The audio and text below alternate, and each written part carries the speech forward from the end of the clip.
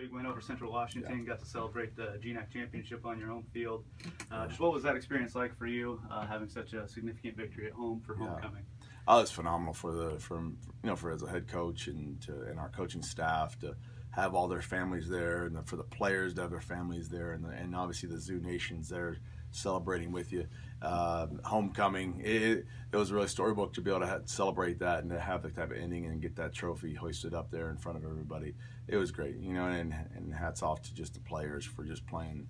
I thought just was one of their best complete games, and so program's moving forward, and we're excited for the next step and getting back after this week. And then touching on that, I mean, we briefly talked about it before the game, but this run that you've had over the last 4 years started homecoming Central Washington. A little bit of a coincidence there, but I think according to the notes, there's 6 programs, and you're one of them that over that long of a time, over 46 games now, have been able to win as consistently as you have. What does that say about your program, and where do you continue to build from here? Well, it's a great stat, and thanks for bringing that up. It shows that the program's healthy. It shows that for those recruits that are looking for a place that can consistently teach them, hey, what is the process of winning? I think that's where you want to choose. You want to really investigate that school.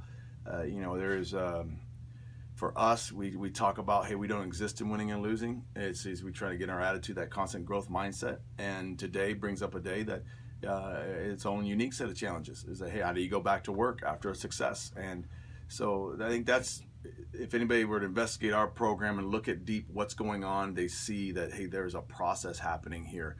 And if we can continue about the process of winning, continue to get our attitudes right, continue that growth mindset that we constantly are talking about, that's where you're going to find that not only there could be a consistency of winning, but most of the consistency of success for these young men when they graduate college. And because that's really the big thing. We don't want to miss this moment. We want to win every game possible. But we particularly want to win in life, and there's a brand here to treating people right, calling out a higher standard in our players, working to a higher standard every day. Also knowing is that, hey, when you come out on the short end of the stick, you look at it well, review the tape of your own life, own it, and move on and get better and keep growing. And that's what we're trying to do. Talk about Weston Carr and not only the type of game he had, but just what you liked about him when you recruited him, and how he's developed, and what basically when.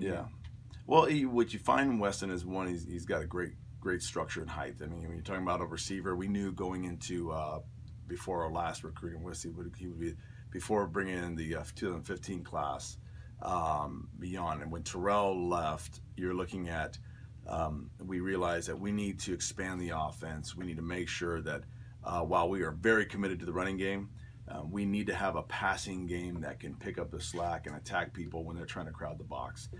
So guys like Weston, guys like Brandon Jackson, guys like Darrell Adams, guys, across the board, you see this younger receiving core coming in.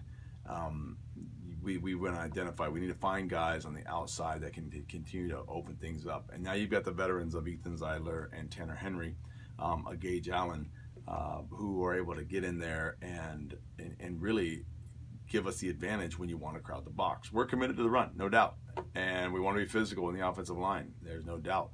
But when you're talking about the age of college football where you're at right now, if you can't have a playmaker on the outside, and not just one, but 2, 3, then you're gonna get boxed in at some point. And right now, what I like about our offense is that we have the passing game options. Weston Carr is a guy who you see now. He's able to win his one-on-one battles and do his job when he's being called upon. And the kid's amazing.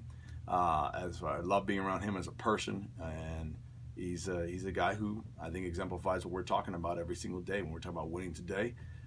He's a guy who's going to get after it in the classroom. He's a guy who's going to have the right attitude in the locker room, in the film room, and I know he knows that he's trying. His best game is yet to come. So we're excited for that. Is this your best team, you think? I mean, just on the surface, the way you're playing defense. I mean, you have 21 interceptions, which ranks near the top nationally. The way you're scoring, like you said, the passing game, the running game is pretty good. Well, every team has its own identity, and I'd say for this team, what I do like is all 3 phases. You're seeing guys really begin to excel. Guys who are it's not just one guy. You know, I'll reference Terrell Watson again, and I mean that was a guy we really relied heavily on him, and then but he was surrounded with people who were doing a job to help make it successful. What I like this is that the storyline keeps changing every single week. Is that there's another guy willing to step up, make the plays when needs to make plays. We're very big about team football, and team football is the ultimate team sport. It's not, you know, nothing against any other sports, but this is, one guy can't take over the show like a Michael Jordan can. Football is going to demand that you play a team brand to be successful, and so with us there, this team coming up, I think we have guys that are willing to step up when it's needed, and to that I would say, yeah, you've got a great football team this year, and I think our best football is still yet to come, and we're going to work really hard this week to take a big step forward, which you got to, and that's just life. You can't just end up you know, saying, hey, I'm going to rest on what happened on Saturday night. We got to get up again and get better, and there's a lot to improve on. Yeah, talk about this week's opponent and what you have to. I mean, you still got to convince the committee that you're worthy of a playoff spot. Yeah, it's playoff football now, and you know, I think having the league title now, the trophy's in the case. That's great, and we're excited about that. It's the goals. It's the next rung on the ladder that we have to climb now. For now going forward, we know that Western Oregon is an outstanding opponent. You know, Phillip, their quarterback, is playing great football. He's a dangerous runner, and this guy's a competitor. You know, so we're going to have to make sure we game plan for him on not only his arms, because Paul Revis, the receiver, is one of the most dangerous receivers in this league, dangerous return man. But you know, with Phillips, you got to work with his legs too. You got to make sure you got to hem him in. So and their offense, they're coming off a bye week. You know, their offense is going to have their time to begin to put new packages in. You know, their offensive coordinator, he's a guy who's very creative, and he's going to try to find things that he feels that they can exploit. So I like it, because this is why we play college football. There's always that chess match. There's always that challenge. Defensively, I think they want to have one of the best D-lines in the country. And I mean, it's just they're physical, they're big, it's always something where you got to get after it with them, because they're going to bring in their A game, and they're very well coached. So Arden does a great job at Western Oregon, and so we know we got a formidable opponent, and which brings us to just the joy and the blessing of college football. We get a game this week, and we get to prepare this week. So all those things are, man, we're fired up just to be able to be a part of this whole process and be a part of another Saturday in college football. This Saturday, kind of unique, last home game for a handful of guys. Yeah. Military appreciation as well. Another opportunity. Is this opportunity feel that's a little bit extra because it's the last regular season home game as well?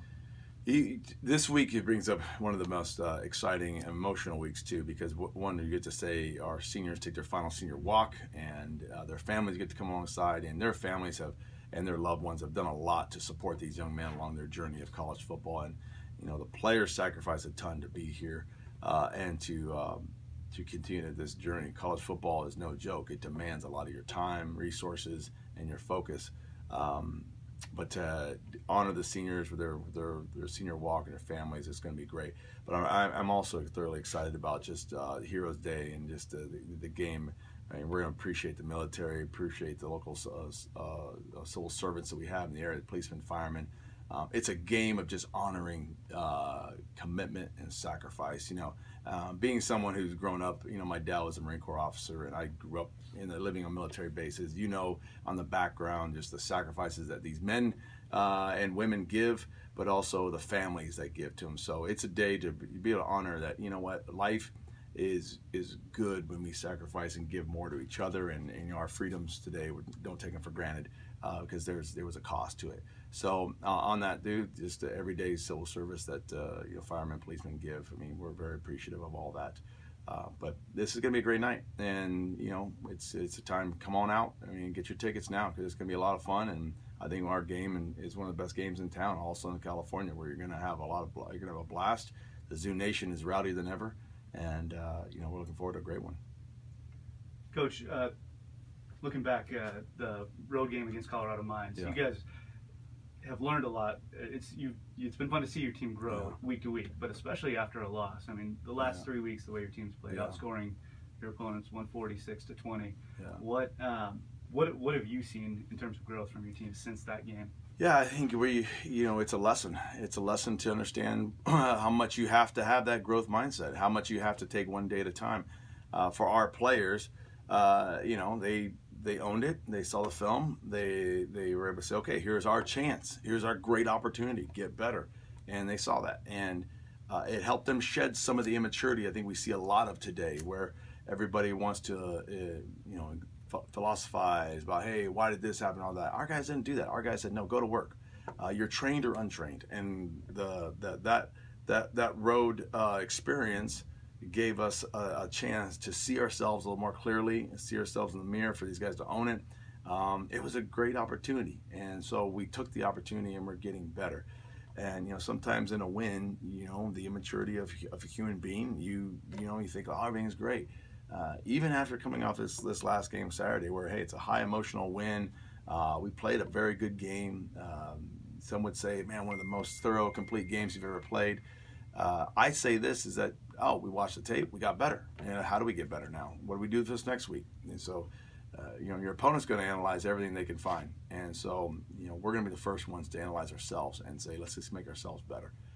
And that hungry and humble attitude, and I think that's what I'm very proud of with these players, to say, hey, let's attack this thing. And that's they're going to go far in life with that attitude and that mindset.